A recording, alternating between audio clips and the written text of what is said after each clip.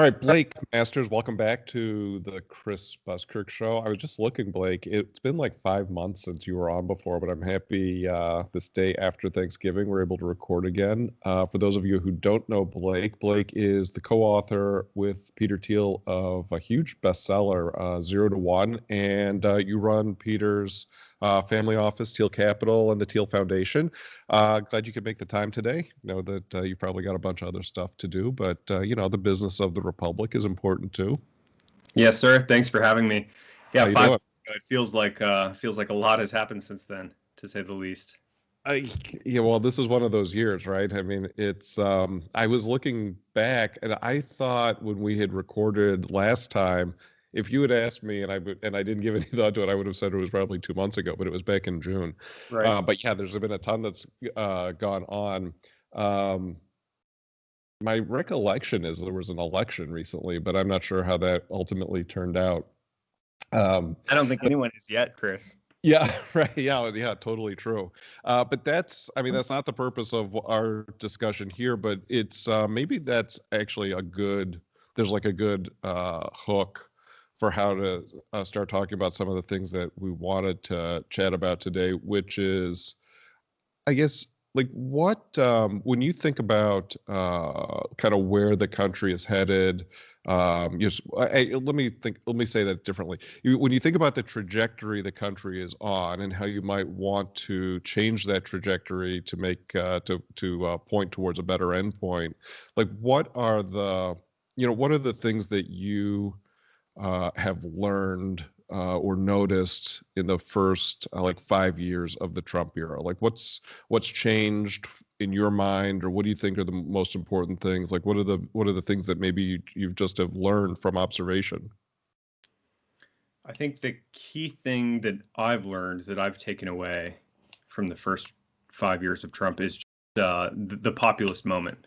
I think he ushered that in 2016, and I think it's here to stay. And it's the obvious sort of divide between populism on the one hand, which I think Trump represents, and the GOP hadn't for a long time before Trump, and what you'd call globalism or managerialism or whatever the sort of establishment right and establishment left have had on offer for the past 2 or 3 decades. Trump blew a hole, a populist-shaped hole in the establishment in 2016.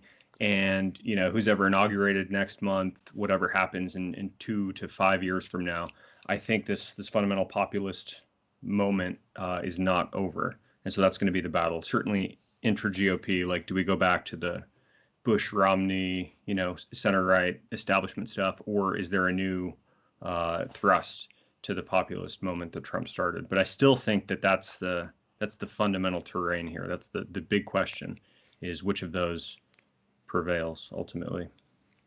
It's sort of like Trump like was the voice of it and gave birth to it in political power, but but he didn't cause it, right? I mean, he in a way he's symptomatic of it. There are all these structural issues underlying his political rise to power. It didn't just happen, right? I mean, that's a misunderstanding. I think people who, well, I was gonna say it's a misunderstanding people who dislike Trump have. That's certainly true, but there may be some people even who are supportive of Trump. I mean, you look back, whether Perot or whatever in the 90s, that was sort of like the foreshock before the big earthquake. But when you think about like what are the sort of big structural slash demographic issues, if that's the way you think about it, I don't want to put words in your mouth, but what are the things that sort of what are the things that have been moving in American culture, society, politics, economics that made Trump possible? I think the first thing is what hadn't been moving, which is wages. Just wages had not been rising in this country, median wages, since the early 1970s. So, avoid a populist revolution or whatever would be to have wages rising steadily decade over decade. You have 50 years of 45 years of low wage growth to no wage growth. And it's like, what do you expect, right? The country gets richer and richer, GDP grows, rich people do ever better. and those gains are somehow not felt or shared wide swath of working class and middle class people in this country. Middle class gets hollowed out.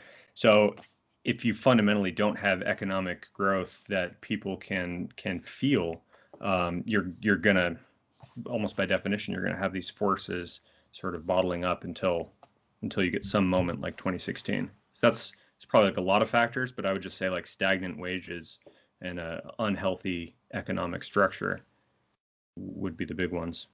So stagnant wages, I agree with you. So stagnant wages, particularly in a political culture like ours, in which sort of the express promise of the regime is growth, right? You can do, if you kind of, work hard, play by the rules, you should be able to do better than your parents.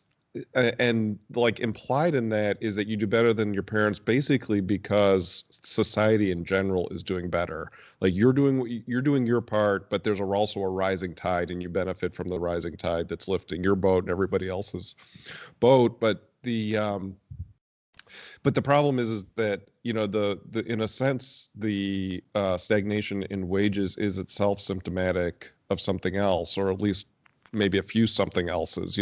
Part of it is having a sort of labor arbitrage with China, right? So that sort of undercuts that undercuts the value of American labor. The other part, though, is is that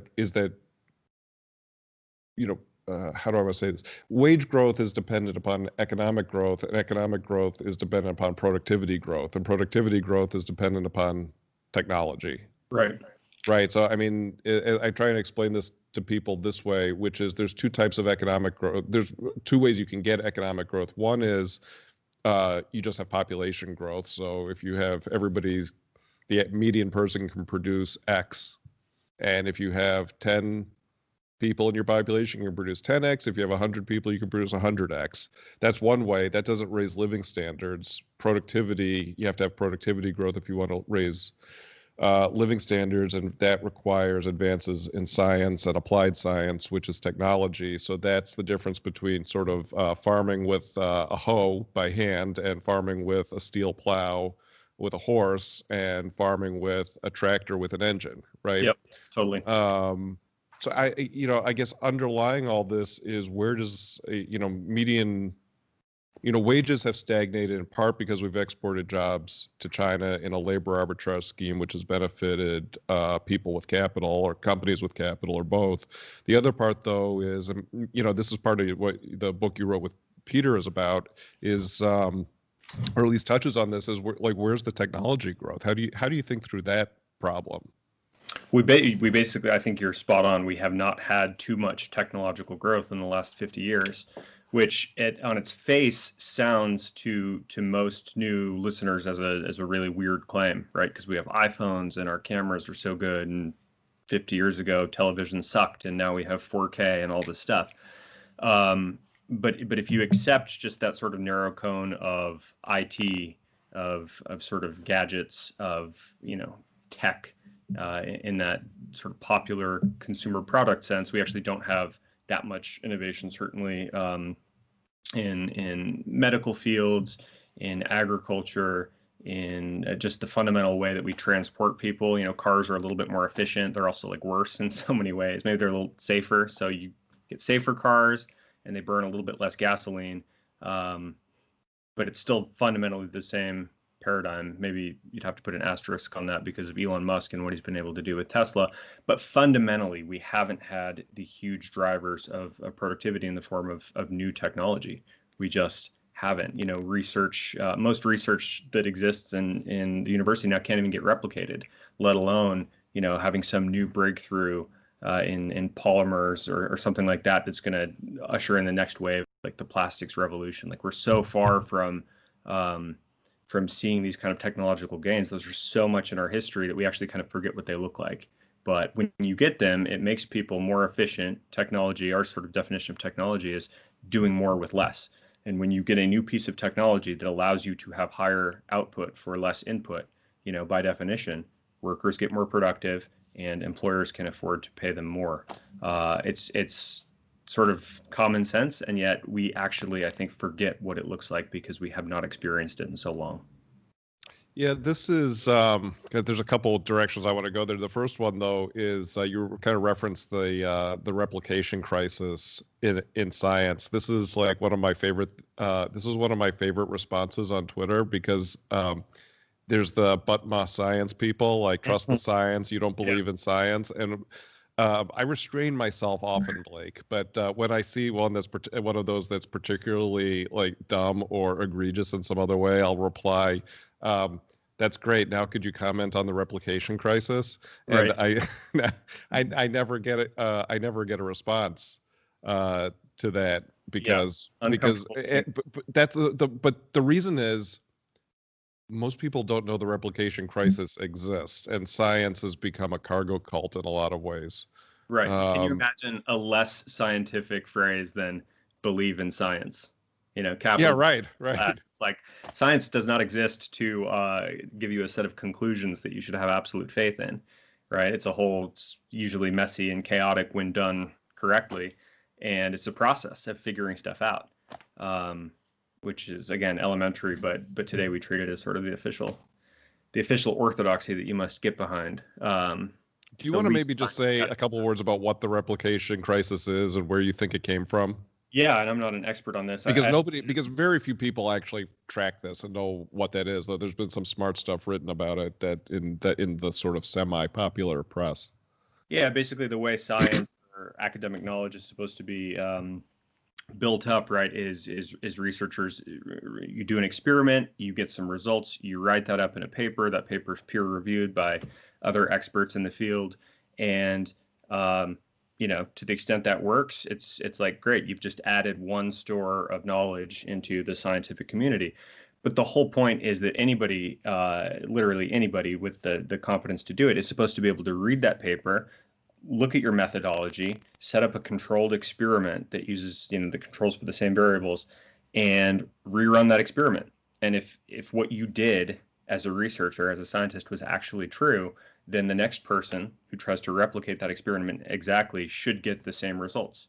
And to the extent it's like slightly off, okay, maybe you tweaked some variable and you can kind of redo it. But when you really control apples to apples, you've got to be able to reproduce that result. That's what science means. Otherwise, it's fake. And it turns out in disciplines like psychology, which is probably the fakest of the social sciences or whatever, I think over half the papers actually published that are peer reviewed and get into a prestigious academic journal, they're fake and that they cannot be replicated. Yeah, in psychology, I think it's actually higher because the psychology is the worst of all the fields. But you see it creeping in.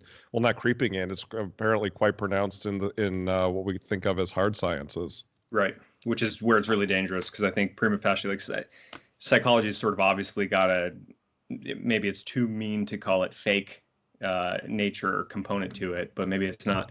It's certainly softer and it's got a more subjective component to it. Whereas like a chemistry experiment, right, or a mathematical paper, like that stuff's got to check out.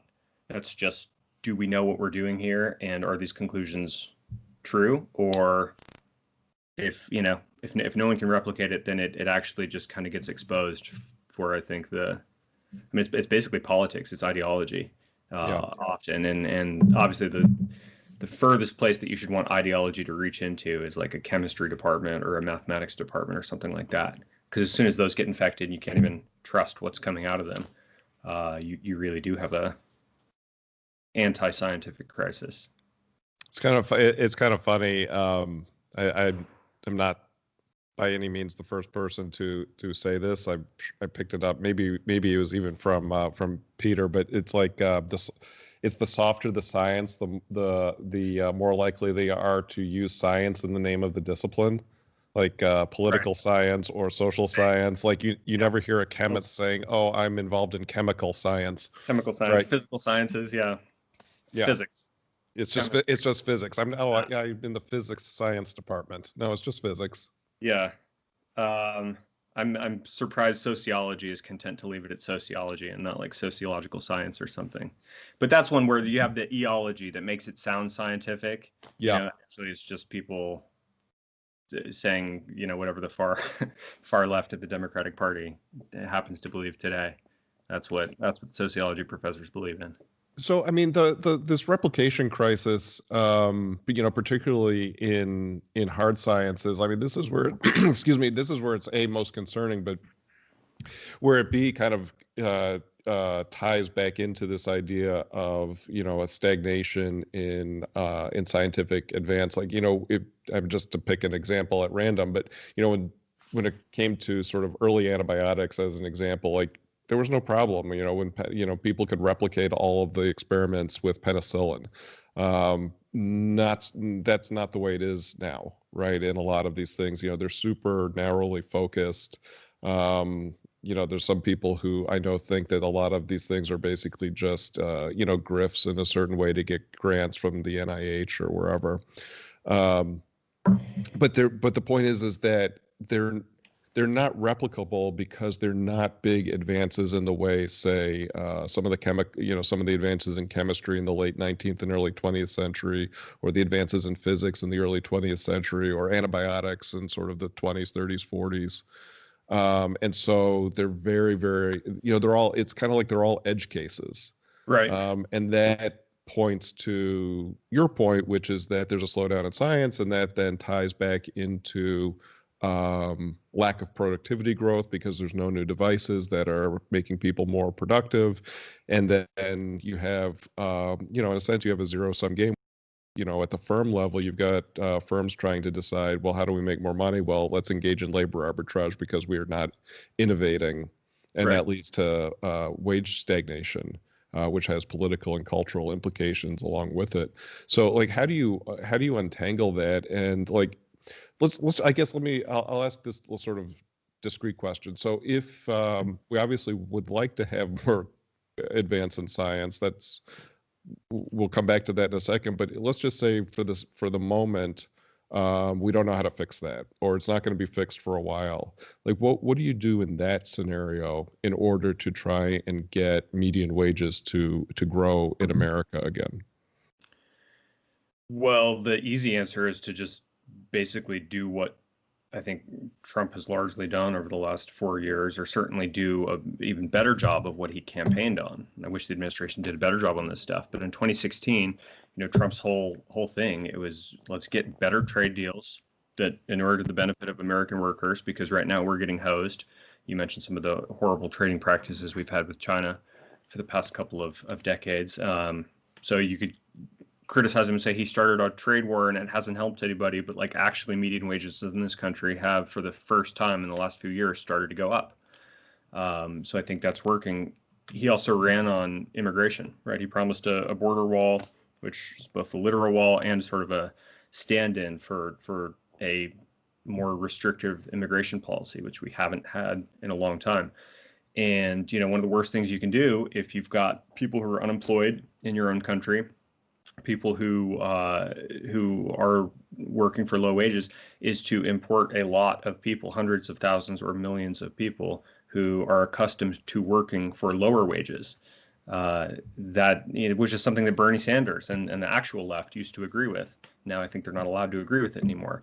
But being more restrictionist on immigration certainly creates a tighter labor market in America that is better for working class Americans. And then the third thing is, fine, you can't get the flywheel of scientific progress and technological innovation spun up really quickly. You can at least maybe save a lot of money by not fighting stupid wars abroad. And I mean, the trillions that have gone out the door now in the Iraq, Afghanistan, Syria, Libya, whatever.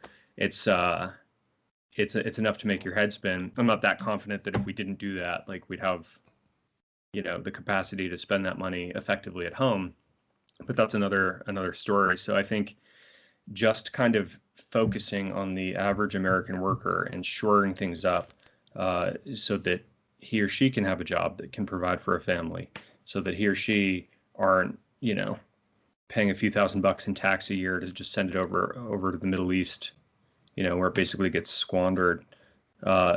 These are baby steps. There's a lot more to do, but I do think it's like what he campaigned on. It's what voters approved of in 2016. And I think largely he was able to deliver on it. Yeah, it's it's sort of I don't know, this like there's so much that's wrapped up in this discussion of the stagnation in median wages because it's been going on for so long, and what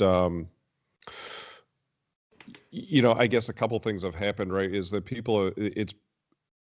well, one of the things that has struck me about the stagnation, about the wage stagnation, is that people sort of like the people who talk about these things and think about these things, which are sort of almost by definition, like, the upper middle class, or, like what Burnham called the professional managerial class. That there was a long period where people knew it was true, but kind of basically ignored it or didn't care. It was like, well, basically too bad. That's a working class problem. And, Right. my 401, I've got a 401k and a pretty good job at, Right. X company or X NGO or foundation or in the government or whatever. The thing is though, it's crept up the ladder. Right. So you see now, like it's something that has the example I like a lot is lawyers. Like there's basically almost, it depends on well, the most recent statistic I saw is that there's something like 4.5 times more lawyers per capita in this country right now than there were in 1970, and exactly what you would expect Yep. to have happened to lawyers' wages has happened with that kind of you basically get two things. You get more litigation, right? It's because all these guys have to find work, and gals, they all got to have to find work suing people, and over lawyering almost every move. But the other thing is that lawyers just don't make as much money as they used to, unless the one exception to that is basically lawyers at the very top of the field. Like if you come out of a sort of a top 10 law school, you still do quite well. But basically for everybody else, if you come out, obviously except for exceptions, but the median, it's hard to the point based on median wages. Your median lawyer who didn't come from a top law school basically can't pay their student loans plus a mortgage. Right. Right. And so now, that you see that what started off like, oh, this is a problem for like auto workers in Michigan. Now it's a problem for lawyers every place. And I was just actually looking. I thought, well, I was looking at this because I'm just working on a writing project. I thought, well, I wonder what this means like for the very rich. Like it actually. So I took Sam Walton, the founder of Walmart. Did I tell you this already? No.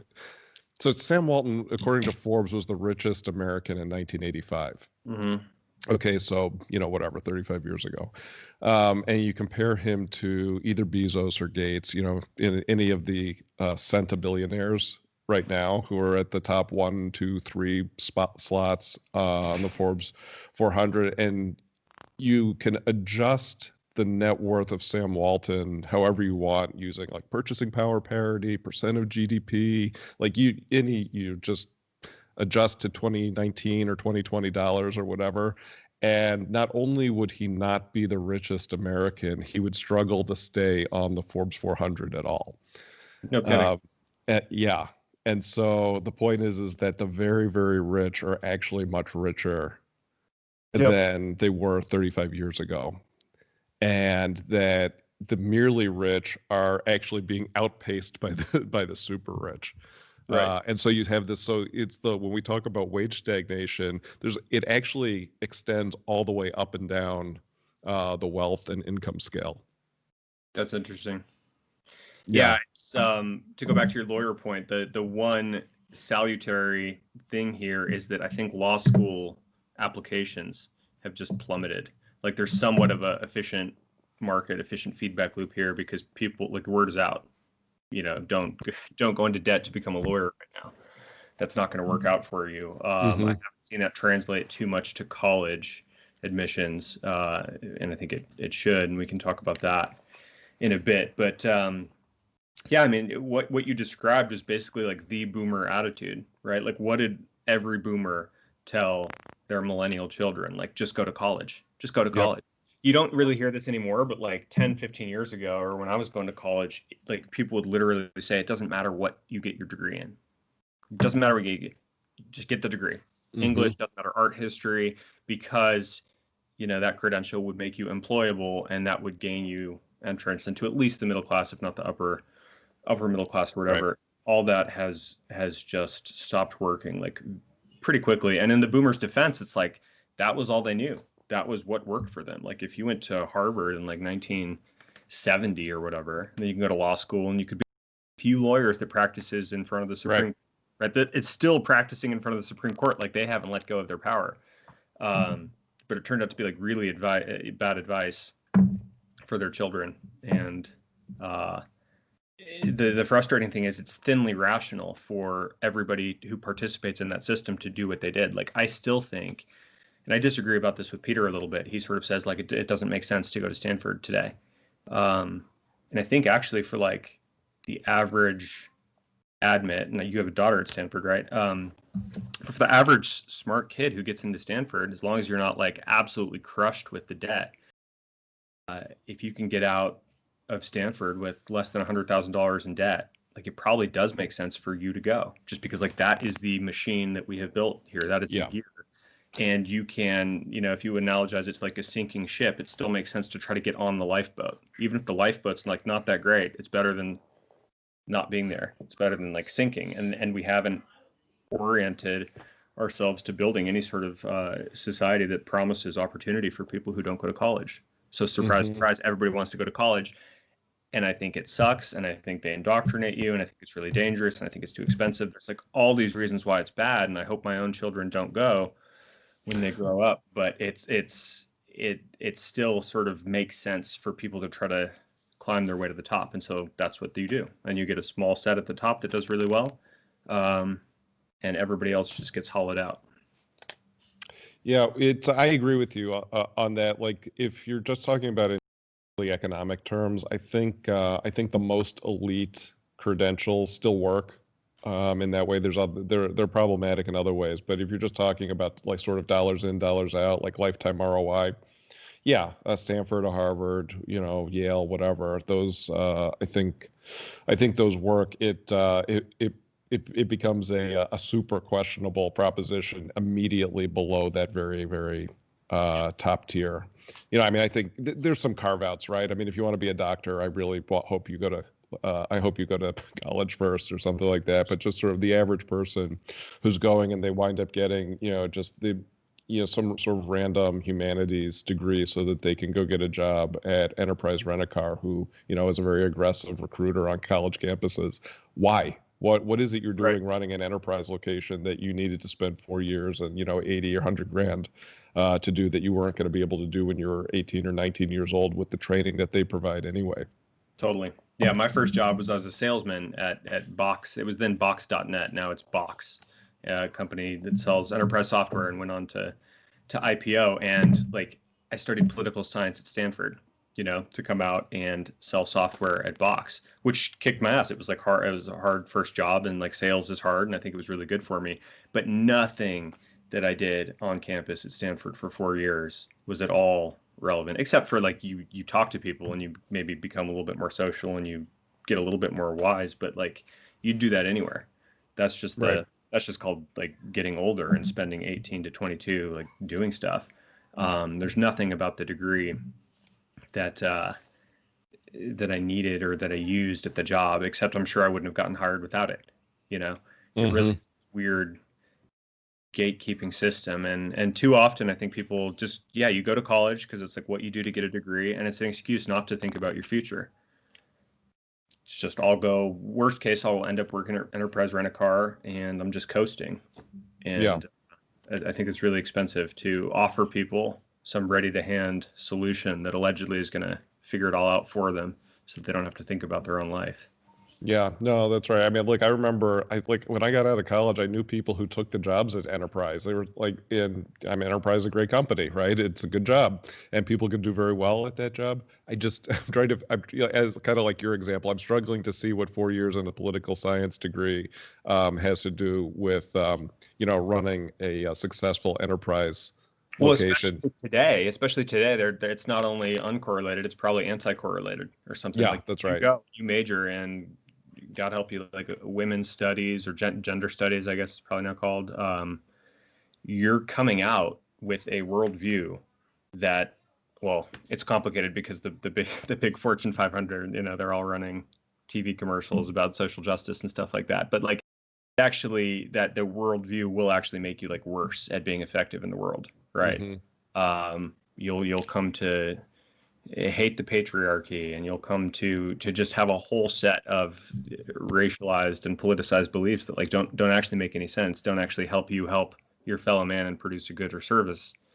And I think people know that, and then sort of doesn't work out, and then they go back and get a master's degree, and then they double down, and they become like a sad failed academic, basically. But like I maintain that college today, I think college when I went 15 years ago was pretty neutral. Like I think you could go and not become part of the Borg, and just maybe it was hard, and maybe it was too hard, and you had to have an independent streak. But now I think if you go, it's like really dangerous, actually. It's like you will almost certainly end up graduating thinking more in lockstep with your peers than when you showed up. You'll end up thinking, your thinking will probably get pushed to the left like quite a bit, regardless of where you are when you come in. I think it's a pretty dangerous proposition. So it's kind of only worth it if you feel like you can go and use it and then escape. But it's probably much better to think concretely about like what else you could do that's a lot more productive and healthy. You brought up the graduate degree, which I think is pretty interesting, because the more people are getting graduate degrees, well, why are they doing that? Right? It's because the undergraduate degree isn't doing for them what they wanted it to do, right? It's become less valuable, and it has become a much less sure path into sort of really just into the middle class. I mean, that was sort of always the promise, right, of the undergraduate degree, is that you would be solidly middle class, hopefully upper middle class, and that it would provide a significant measure of security and sort of build a moat around your career if you had that. But that has been less and less true for a long time, which has pushed more people into graduate school, which in a way that's an indictment of the value of a bachelor's degree, right? And then you have the same problem as now now you've got too many MBAs. With the master's in business administration was sort of interesting, like when they started doing case studies at Harvard Business School, like in the 50s or 60s or whatever. And there were there's like a couple hundred MBAs in the country, right? And these guys, there's actually a really good book written in the 80s or early 90s about this class of Harvard MBAs that came out. I guess they would have gotten their degrees like in the 50s. These guys were all, it was basically 99% men, and they had basically all been in World War II. Yep. And they went on to basically run American industry. Like they ran big law firms, they ran big industrial conglomerates, and it was really interesting. But the point is that was a very small group of people, because the MBA was new, it was unique, not many people had it, and they were doing something different. It was sort of an educational innovation, which has been watered down since then. But I guess what happens is you get all these people who have these expectations. I went to college, and now therefore I'm supposed to get X. Oh, well, that didn't work out, so now I got a graduate degree, so now I'm definitely supposed to get X, if not 2X. And when they don't get it, that seems to be the source of a lot of frustration, which I think gets channeled in a lot of, probably pretty potentially explosive ways, like politics and whatnot. So you get this intra-elite conflict. Like, I mean, like, how do you rechannel that? Like, how do you adjust people's expectations about how they should be? How do they plan for their lives when whatever everybody's been told for a couple generations now is go to college, go to grad school, you'll do great. Right. I'm not sure how exactly you channel it. I mean, I think when someone already has like a soft BA, bachelor's in something that doesn't matter, i.e. it's not a hard science, they don't have a skill like computer programming. I think when that person goes to make a decision to do a master's degree or do a PhD, I think they're already giving up. I think they understand this. I view taking those paths now as more of a cope. And it's like, well, I'm already sort of useless in the private sphere, so I'm going to carve out some niche in academia. And aside from like the really talented ones who know that they're going to go be professors, but like it's such a very small fraction, I think it's more, let me just retreat inward into myself and sort of give up on my ambitions. And you can always make what, $30K just lecturing as some assistant adjunct lecturer in some bad college or something. Like there is a job system. It's just they're admitting I'm not going to have professional success, and so I will double down on my crazy, soft ideology here. And so I just don't even think they're salvageable. Really, it's more, which is why I don't think I think graduate departments are all messed up and the whole system is horrible. But I think I'm more interested in solving the problem upstream of that, which is just college. And there's probably like a lot of stuff we should do. I was interesting in the news in the last couple of weeks. They've been talking about college bailouts and would a Biden administration, forgive a whole bunch of student debt and stuff like that. And probably can't just forgive people's debt because it's unfair to people who didn't go and take on that debt or who managed their own affairs more intelligently or whatever. But we absolutely should stick it to the colleges. Basically, it's like colleges should be liable for debts that their graduates can't, because the colleges did not prepare them to have successful careers so that could be paid back. I think debt should be just chargeable in bankruptcy. And then absolutely, that's a huge one. And the college is the bill for it, right? And like pretty soon, if you start making these colleges feel the pain that can come, the consequences that can come from selling someone a product that's basically at least semi-fraudulent, then I think they'll at least start to wake up, and they'll finally admit there's a problem. I was going to say they'll start to like course correct. No, that's going to be like really hard, and they probably need some more help. There's probably like a lot of what I would call like anti-college or disciplining college legislation, executive orders. Like there's a lot that you could do there, and we basically just haven't even started to scratch the surface. I mean, one of the interesting things, I don't know how this plays out, but is one of the interesting things from this year is how many college students of all kinds, are taking online classes all the time. Yep. Right. And so I don't know. I just don't see how that doesn't. I don't know how that doesn't teach a lot of people an object lesson about what college really is, what the dollar value of it really is. Like I've heard a lot of both college students and parents of college students in the past 6 months. So they kind of like the scales had fallen from their eyes. Like why am I still being charged all this money when all they're doing is going on Zoom? Right. You're not even getting the thing that we thought they were getting by sending them to college. It's interesting that a lot of people, now that they've been sort of pushed to it and, like the pretext of going to classes as the reason for college has been sort of shunted aside. A lot of people I've heard say like, actually what I think, and parents a lot, but some students too, which is it's the going there. It's like the interaction with other students. And like, I get that. I mean, that's in a way that maybe is the best argument for college, but they're saying, well, if they're not getting that, like, why are we even doing this? Like, why are we spending all this money for this? It's stupid to pay $40K a year to take Zoom lectures on Chaucer or whatever, like the good stuff is already on YouTube. It's going to get better. You got a library card, you got Amazon, you got your local bookshop. The value of college has been to take, high performing kids, and they're going to be a little bit different at Harvard than like a worse school, but you basically take kids, you put them with other smart kids, and you form elite networks, or you form networks that are going to persist, going forward. And if you can't do that, then like the whole thing is transparently stupid. And I think it has been exposed as such. But this is where that disagreement that I mentioned that I'm sort of having with Peter right now comes up, which is like, yeah, it's bad. We've pulled you could say this is an emperor has no clothes moment for the universities. And they've been exposed to be naked and stupid in this coronavirus context. If you can't go to class and party, it's obviously worthless. But that just kind of means it's like an absolute decline. like call it like it's an absolutely worse product now than it was in 1970, and it's just getting dumber and you're learning dumber stuff. But the absolute decline does not necessarily mean a relative decline.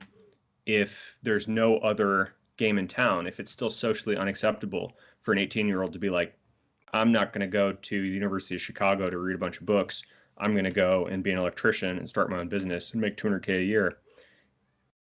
If all the forces are against that kind of attitude, then college just experiences a relative strengthening, even if it has an absolute decline. Does that make sense? It's no, like don't 100%. It's still paradoxically, it becomes even more important that you get a fake degree, so that you can be leveraging your chance at becoming part of the elite in the future. And like that's a really unhealthy dynamic. So I wonder if in weird ways, I think it's really bad for the bad schools that you've never heard of. But I wonder if in really weird ways, this whole pandemic context and the whole uncertainty and the everything that we're seeing actually just doesn't help Harvard on net. And that's my greatest fear, of course. It probably, I mean, I don't know. I'm sympathetic to that view that it does, it sort of entrenches the most elite schools, but it's kind of, yeah, I mean, you kind of see this just even in all kinds of businesses, Amazon, Costco, and Walmart do great, and the shop down the street closes. Harvard, Stanford, Yale, Chicago, whatever, they probably, the value there maybe it doesn't go down, maybe it increases, but in the next 5 years, I've seen these estimates, probably have a few hundred smaller financially marginal colleges just close and go out of business. They had problems going forward anyway because they were financially marginal, but also because there's a demographic issue starting in 2025 where there's just a lot less 18-year-olds. And so there were just, we had too many college seats and not enough entrants or potential entrants. There's an example I know of just like personally. I know this one young person who graduated high school recently and basically through some personal connections, got hired as an apprentice to a currency trader at a small fund. Now, I mean, that's a job. I mean, I heard you say it, but I say it all the time. I use these examples too, like, oh, you don't need, like, go be a plumber or electrician or whatever. You can make you can actually make a ton of money, do really well, and you don't need a college degree for that. But it turns out like there's these other things, like you think, oh, currency trader, like you definitely want to hire that person from like Wharton, like after they get their MBA, like they'll go to Duke and then they'll go to Wharton and then they'll become a currency trader. But it turns out that like if you're just apprenticed to somebody who knows what they're doing and you're smart, like you don't need the degree to do that either. That's like, right. Is that, I don't know, how do you think about that?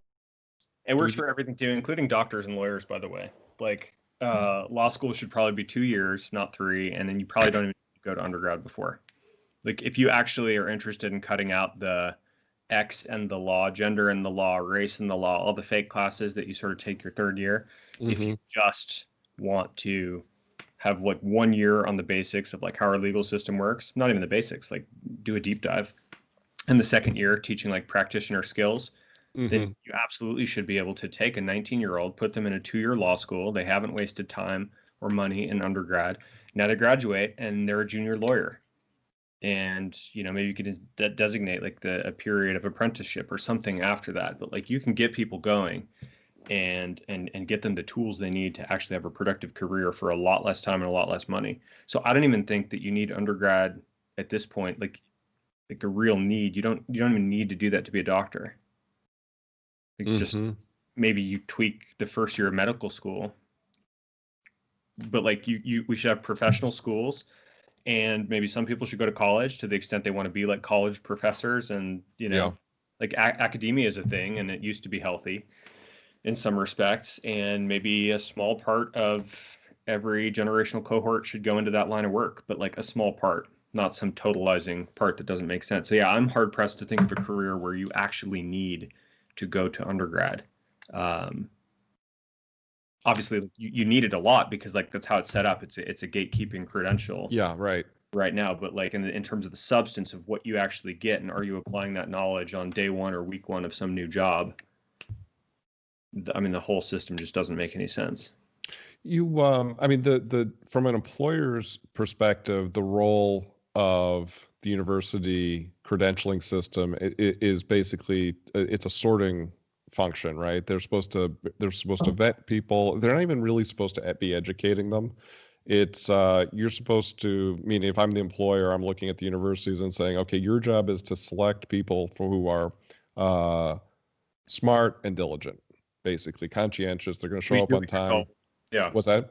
We do what you're told, which Yeah. anyone who graduates college like has just jumped through a series of mostly really stupid hoops.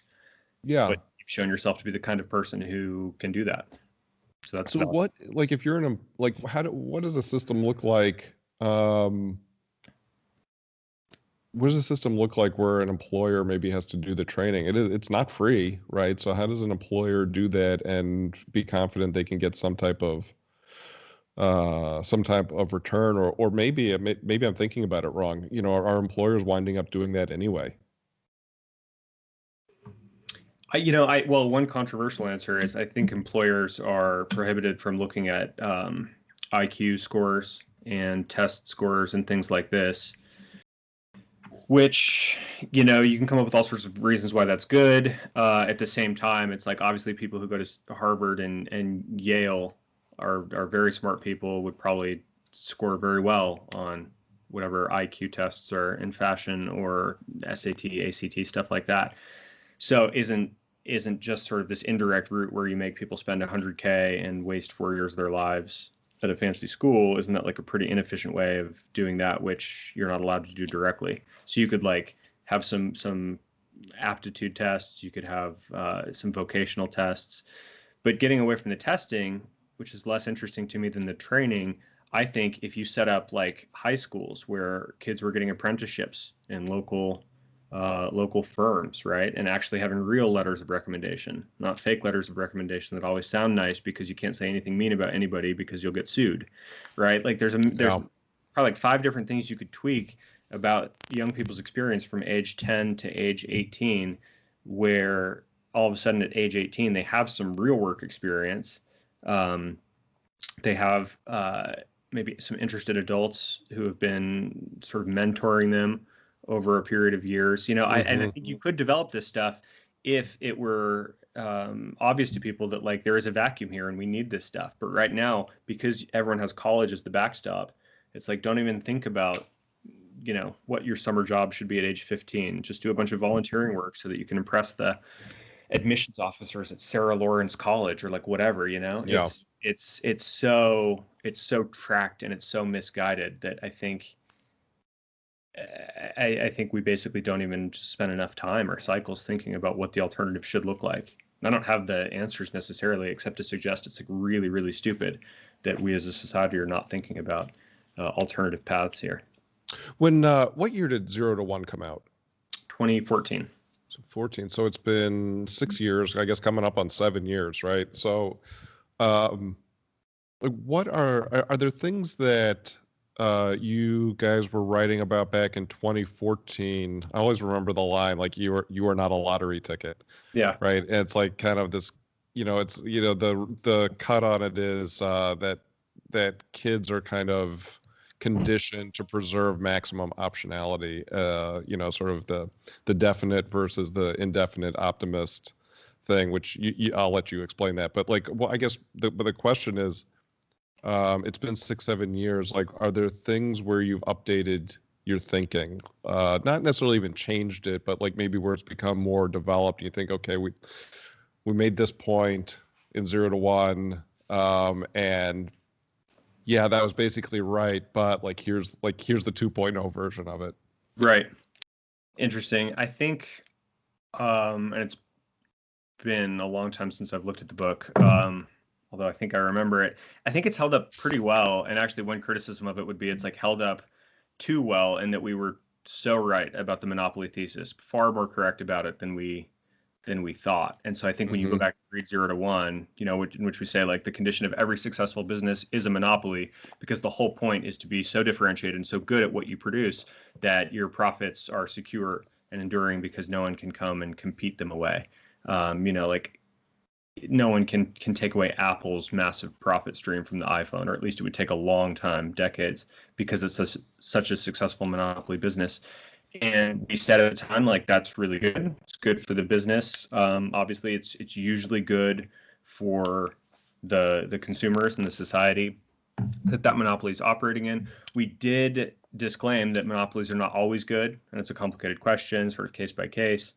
But I think some of that discussion can seem a little sanguine in retrospect, because the monopolies have gotten so much bigger and more powerful in the last 6 years than they were in 2014.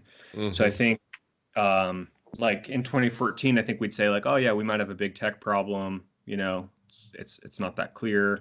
This is a little troubling, but on average, I think you can make an argument that, you know, social media is good or something like that. I think that discussion has changed. Yeah. Now it's political fashion. I think the substance of that discussion has changed, and it is a lot more trouble. Like the lock-in that these businesses have achieved, and the power and the way that they wield it.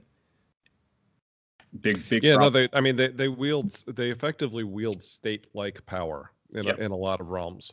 Yep. Which it wasn't. I know it wasn't true in 2014. I remember when we were writing the book in 2013. You know, Jaron Lanier. I don't know his last name. Lanier. He's like a cool dreadlocked hyper left-wing critic of Silicon Valley.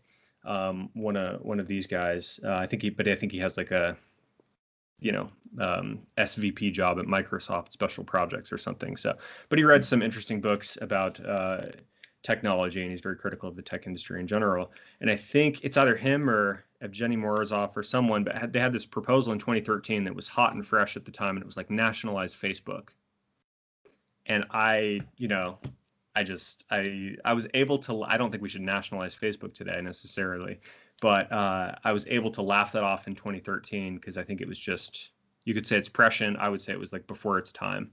Like that just wasn't, or given what Facebook was and was doing in 2013, we weren't there. But, you know, now it's just like a lot's changed. And I think it's fair to acknowledge that. And, you know, the best thing you could have done when you read 0 to 1 has been like, oh man, Peter and Blake, they're talking about these tech monopolies and how monopolies can endure over decades and all this stuff. And you would have gone out and you would have bought Amazon stock, you would have bought Facebook stock, you would have bought Apple stock. And that would have been a very, very successful. Just buy the FANG stocks, and you would have been done. That's right. And some Bitcoin. And some Bitcoin. I saw this, by the way. I don't mean to digress on this, but I just saw this. I think it was, if you put $1,000 in Bitcoin, I think it was 10 years ago or 12 years ago, something like that. Maybe it was a little longer, but it wasn't. You didn't have to buy the first Bitcoin, put it that way. It was worth $100 million now. Something like that, yeah. I think I had a tweet about Bitcoin in 2010 where you shouldn't have been tweeting it. You should have just been buying it and putting it aside. Oh, look at this cool, interesting interview about Bitcoin. It was like libertarian money. This is great. And then didn't buy it then. Oops. Although people would have sold it by then, right? This is the thing. If you buy like 1,000 Bitcoin for $1, there's no way you hang on to that to 18,000. There's just no right. You don't, unless you'd have to lose the hard drive at grandma's house, forget about it, and then like miraculously find it one day. You would have been very content with your 1,000x return, and sold it at $1,000, you know, in 2015, and good for you. But I think the myths of people making 100 million in Bitcoin by putting some lunch money into it one day in 2010 are greatly exaggerated. But my guess is there's a few. There's a few.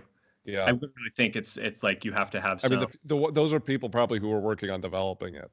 Oh yeah. Well, Satoshi hasn't touched his block yet, right? Right. Who knows what that's about? Is this are you trying to get me to finally admit that I'm Satoshi? I was gonna say this is my big reveal where I admit that I am. Well, I guess this wasn't where I thought we were going to go on this, but like, what's your riff on the most useful applications of the blockchain? I don't know what they will be. I don't really see much usefulness now out there. Like, people disagree with me, and there's some but I still think it's theoretical. Like all the startups that are working on blockchain stuff, I still think it's so theoretical. Like the coolest stuff I've seen is like basically games built on like Ethereum platform and stuff like that. I think that it's I think Bitcoin's like really interesting as a currency. Mm-hmm. The store of value and is digital gold that finally has some of the problems that like e-gold and all the other weird predecessors didn't.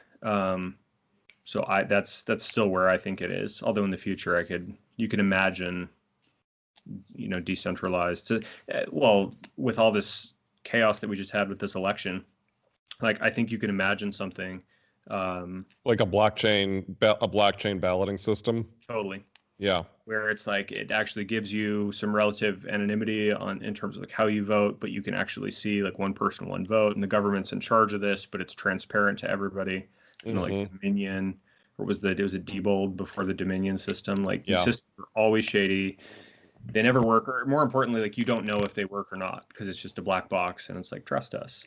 Meanwhile, the election officials, like here in Arizona, the Secretary of State, I believe, has BLM hashtag in her Twitter bio. Yeah, and tweets about how Trump supporters are Nazis. Yeah, so it's like, okay, we probably have like pretty clean elections in Arizona, but gosh, we use Dominion voting software, and our Secretary of State is a Democratic activist. So I mean, this is the point, is that you don't have to think like you can be neutral or even negative on the theory that Dominion is corrupt, right? You don't have to have an opinion on that. That's neither here nor there. To just look at the system that we have and say it's insecure. It's like, it's a very important part of American life that is ridiculously opaque, is ridiculously insecure. And yet when you say that, oh, you're a conspiracy theorist, but no, I mean, just look at it. Like if you want people to have confidence in elections, you shouldn't be shouting them down when they point out something that's insecure. You should be looking at it and saying, well, okay, how do we make it more secure so that people 100%. so that people don't have these criticisms. 100%. Yeah, someone who in good faith is like, I'd like to learn more about how the system works. Like, how do we know it worked? And that's not a conspiracy theorist. That's someone who's like trying to figure it out and suggest improvements. But then to be told like, oh, don't worry about how it works. Our elections are clean and our officials are on top of it. And it's like, well, you can't see the logs to these machines. Who knows what local contractors or technicians had access to the user tweakable settings. It's just, right. It's bad. So it should obviously all be like paper and very analog until such time as a very transparent and safe digital system, maybe based on blockchain, can be implemented. And I think we're right in the middle where we have like black box shady software run by companies. I mean, when you hear like sort of politicians and media type people saying, "Oh my gosh, no, American elections are like super secure and you could never even question it," I just think like you're either really dumb or you're blatantly lying. Right. Right. I mean, because it's so obviously not true. I mean, I've literally heard people, like elected officials of both parties, say, "Yeah, oh yeah, well, like there was millions of ballots mailed out, but people don't cheat." Well, like. Right. So we've just found the one area of human life where like there's people steal money, people lie, people do like ridiculously petty things for no reason whatsoever. But in this one slice of life, pure as the driven snow. There's no history of election fraud ever. No. LBJ winning his Senate seat in South Texas, nothing. JFK's dad. JFK in Chicago. I mean, these things happen. Just don't know. It's very frustrating when I don't know if they believe it or they feel like they have an obligation. Say, oh well, I have to uphold the integrity of the system. If people think that there's something wrong here, they won't believe in the system. So I'm gonna tell the noble lie. Like this is the problem. Like everybody thinks that they're always telling a noble lie, but actually they're just lying, and it's transparent. Years of lying. Yeah. So I want to maybe like kind of tie some of the stuff we've been talking about together. So like the question that I always get, like if I go well, back in the old days, when we used to have in-person events and you go speak to people and you could actually see them and take questions. One of the big questions, we'd have these sort of interesting sort of theoretical discussions, and then the question always comes. Some version of it is, okay, well, what do I do? Like, how do we change this? Like, what do you think a practical politics looks like going forward? I mean, my sense is that if you want to be successful in politics in 2021, or anytime after that, it doesn't look like what it looked like in 2020 or 2019 or 2018, right? You got to do something different. But what do you think that looks like? Yeah, I think we can learn a lot from 2016 and 2018, although I agree the future will be different. I think, well, first of all, let me just write the left off entirely here. I think they've really lost the plot. I think, and which could have been scary. Like, I think Democrats could have actually spent the last few years since Trump won, examining their conscience, looking at the mistakes, saying like, gosh, we've become a neoliberal party of affluence and hypocrisy, and they actually could have returned to maybe like a 1980s democratic vision of working class politics. They haven't done that. They'll never do that. They've swallowed whole hog the identity politics stuff, which I read is just a strategy of division to keep people in the lower and working classes from basically organizing and standing up for themselves. So I don't think for noticing, hey, as you were saying earlier, for noticing, hey, median wages haven't risen in a long time. Median wages haven't risen in a long time, but you know what? It's okay, because now I know, as a card-carrying union member, I know I'm a good person because I'm saying the right pronouns and I'm pronouncing Latinx correctly or whatever. Like, you know what I mean? It's just, yeah. It's all performative, and I mean, if anything, a Biden administration would substitute a lot more of this madness in for actual economic policy that could actually help people. So I don't think that the left is going to figure it out, and the question is, what does the right do? And then the question there is, which way does the party want to go? I think we know where Trump has pushed it, and I'm grateful to him for that, and I think he'll keep doing that. But is there going to be a resurgence of the George W. Bush, Mitt Romney? You can call it compassionate conservatism, but it doesn't actually do anything. Mitt Romney very compassionately